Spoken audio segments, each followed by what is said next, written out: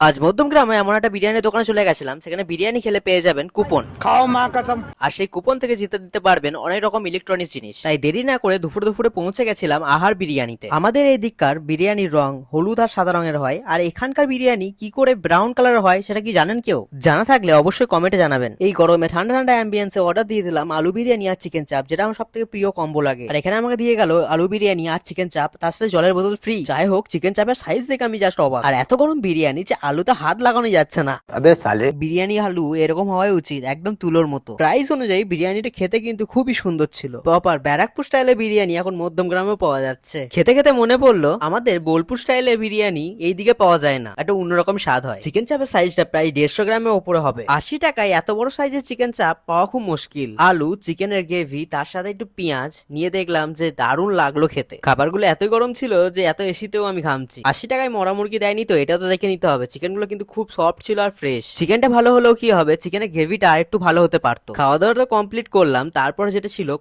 কুপনের ব্যাপারটা হচ্ছে একটা বিরিয়ানিতে একটা কুপন। যেহেতু আমি একটা বিরিয়ানি নিয়েছিলাম, একটা কুপন আমি কেটে নিলাম। কিন্তু আমি জানি যে আমার যে কপাল, তাতে আমার কুপনে কিছু আসবে না। আর এইগুলো জাস্ট মানুষকে অ্যাট্রাক্ট করার জন্য এইগুলো করে রাখে। এখানে বেশিরভাগ কুপন ফেক হয়ে থাকে। যাই হোক, খাবার অনুযায়ী টাকাটা কিন্তু একদম ঠিকঠাকই ছিল।